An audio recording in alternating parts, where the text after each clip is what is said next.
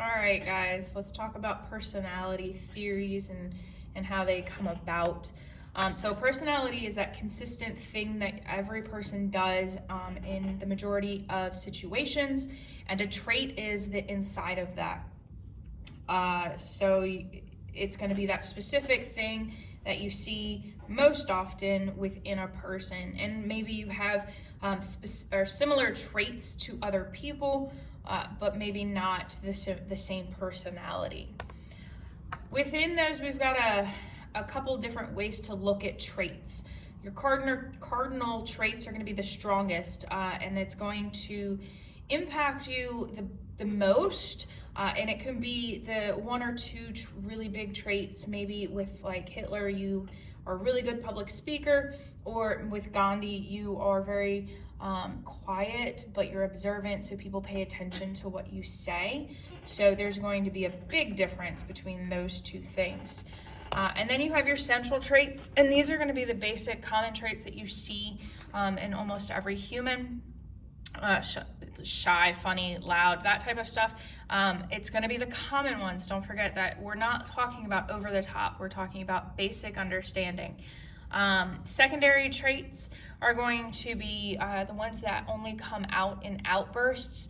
And that's not a negative or a positive connotation. It could be when you're angry, you scream, but when you're excited, you jump up and down. Those are going to be certain situations, and it's not going to happen every single moment of every single day. Now we have Hans Eysenck. Hans Eysenck is going to say or come up with two theories: introvert versus extrovert. An extrovert is very outgoing, can talk to a wall. An introvert is going to be more self-conscious, more self-concerned, be very observant.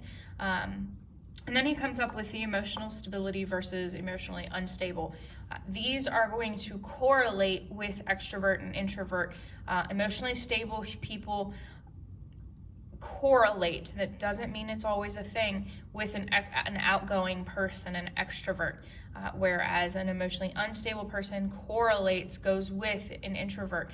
That does not mean causation, though. You can be an introvert and be completely stable emotionally and not be anxious or depressed or any of those types of things. And you can be an extrovert and maybe use that extrovertness as a way to handle your anxiety and your depression. Again, it's a correlation, it's not a causation. There is the 5-factor model. There are 5 factors that are going to put your traits and they reoccur. So, openness to experiences. Are you able to be open to new experiences? Are you conscientious? Are you self-disciplined? Can you motivate yourself? How outgoing are you, extrovert? How well do you get along with people? And how emotionally stable are you? So if you look at this goes with Eysenck because of the extrovert and the neurotic. It's not his only, it's going to keep going, and that's where we get the building of psychology.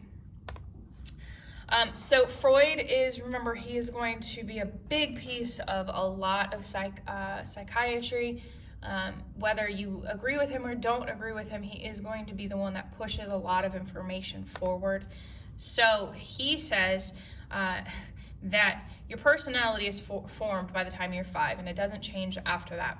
And part of that comes from how your family, or the majority of that is how your family handles situations. Every family is going to have conflicts. That's not going to change. However, how your family, your mom, your dad, your parents, your siblings, how they react to conflict is going to then affect who you are and how you react in the future. Monkey see, monkey do, y'all. So what he's talking about is the iceberg theory, and that's the conscious mind and unconscious. What he says is most of our actions are driven by these thoughts that we actually don't have a lot of control over, and what we see on the outside, what people are actually doing in their day-to-day lives, that's just the top of the iceberg. You only see a portion of what is happening. He's also going to say this as an id, ego, and superego. And it goes into the same idea of conscious versus unconscious. Here we go. So pre-conscious, we've talked about that. We have a little bit more control. Unconscious, we've got nothing. And conscious. So the id is your basic understanding. Your ego is kind of like a balance between your superego, which is your prideness, versus your id. And so we have to work through these pieces to be a better human, and you have to acknowledge that they are there. And the actions that you're taking are part of a bigger thing. It's not just a reaction. It's not just something. It's a learned trait, or something that you have trained yourself to do. All right, so breaking it down, your id is your basic needs. It's unconscious, it's fully unconscious. This is something that you, as a human, as a basic animal, because all humans, we're at our base, we're an animal. And so you're looking at your hunger, your defense, how can I stay safe? And even that sexual piece, however, that sexual piece is not talking about relations, it's talking about everything that goes into that. This id piece is going to look a lot at relieving tension, and your impulses and things. Your superego, I'm sorry, I flipped them earlier. Your superego is keeping the id in check. It is going to be the consciousness, the unconsciousness, and it's going to be something that is formed over time by what you experience, what punishments and rewards you've experienced, and it's going to be that little voice in your head sometimes that tells you, I shouldn't be doing this, or I should be doing that, or part of that is also shame. Your ego, and it's going to look at where do I go from here? Where is the balance of everything? So it's going to be allowing you to do the pieces of fun with your id, but it's also going to keep you safe, and it's going to balance out what should be happening. Occasionally, your ego will lean more towards one or the other, especially in adolescence, before your prefrontal cortex is fully formed. So it's going to allow your id to make decisions more often than your superego, but once you become an adult, your ego is going to lean more towards the superego, so it can allow you to thrive as an adult. So again, it's just another way to look at the iceberg theory. Pleasure, primary process, that's the top of the spinal cord. You've got your moral stuff, which is mainly cultural, and depending on where your culture is and what beliefs and religions and everything like that, this could change. Your consciousness is going to be mostly your ego.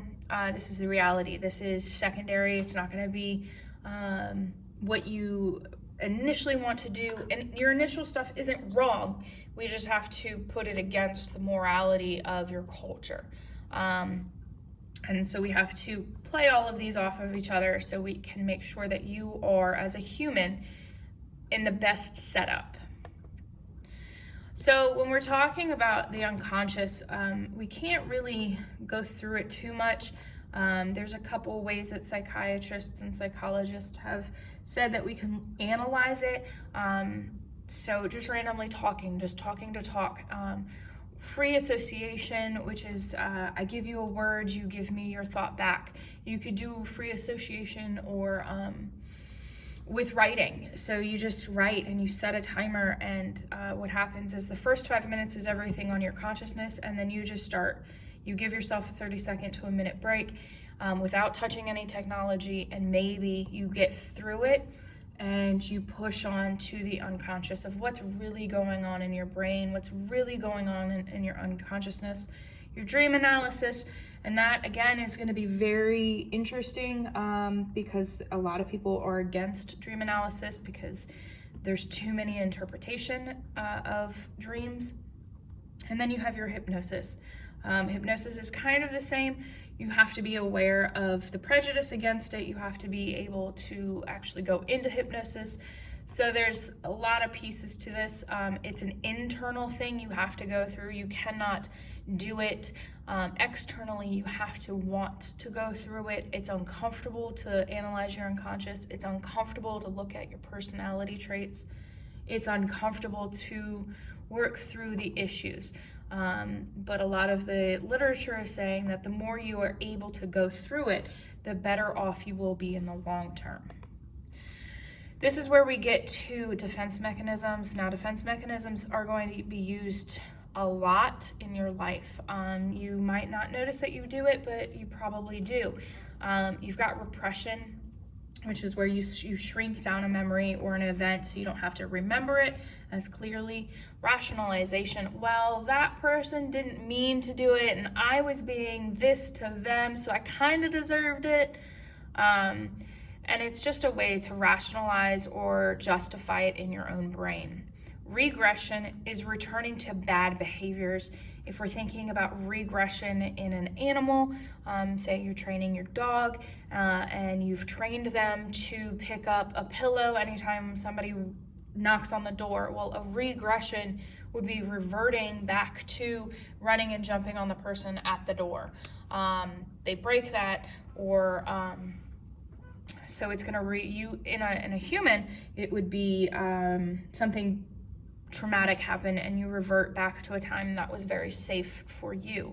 Projection is putting your issues onto somebody else. Oh, well, that's not my fault. They did it. It's their fault. They gave me the 0. I didn't do anything wrong. That's projection. All of these are normal within moderation. Some things that were not listed, sarcasm, laughter, joking, inappropriate jokes, crying is a coping mechanism. Or defense mechanism, because if somebody's yelling at you, you automatically start crying for no reason. Well, you have a reason. But these are going to be ways to defend yourself, and they are going to be used in other instances. Some other defense mechanisms, you've got displacement. You put it onto something different. So if you're a middle child, you're getting yelled at for something, so you go and take out your anger on somebody else. Reaction formation, this is to keep your true feelings hidden. This one I don't ever understand as a kid, but you like somebody so you hit them. That's to keep your own feelings hidden, and that's just silly to me. Denial, oh, well, that just, no, that's not, no, not, mm-mm. And then sublimation, so you put it into something that's acceptable for the culture. Say you're really angry, so you take up boxing. So those are allowing yourself to use defense mechanisms as a healthy manner, kind of. So within this personality, we also have to look at the idea of libido. Libido is going to be an instinctual, biological drive. Everybody has a libido. This is, depending on what culture you believe in, what religion you believe in, it could go very promiscuous to very not. So you have to be careful. But there are even some old cultures that use this idea as a mechanism through religion. So you have to be aware of it. It is a basic biological drive. It is something that's necessary. Depending on the culture, it can be suppressed, and then you get made fun of for letting it out. Humans need physical contact, and it could be as simple as a hug. And so you have to look at it that way. Within these, we have a bunch of different stages. Freud was also really big into this, remember that. This is early stage of conflict. If everybody goes through conflict, that's where it comes from. What you have to look at is, where did these things come from? Did we figure it out? Did we level it out? Did we introduce a coping mechanism, a defense mechanism? What did we add to it? So we have the oral stage. Now think about that. You've seen a baby. It's always going to be putting stuff in its mouth. It's because that's one of its strongest senses at that time. And they want to know, is it something, am I supposed to eat this? I don't know what this is. Does it taste good? Does it taste yucky? What is it doing? Anal stage, now we're not literally talking about the butt. We're talking about potty training and self-control. And that self-control is going to last a lifetime for a lot of people, but it's where we look at the beginning of self-control. And then we have the phallic stage. This is typically between 4 and 5. It's not always, but so this is where you, as a child, became, if you had a role model, I'm not going to say the parent, but if you had an adult in your life, the opposite gender, you're going to become more attached to them. Because it's almost like a protection, and so you're going to have that connection with that human. There's also culturally a piece that we have to look at because of more so with males than with females, but there's the shame that's attached to being too loving to a son, from a father's stance in culture. So we have to be aware of those issues. And then we have the latency. So this is where friendships happen, 6 to 12.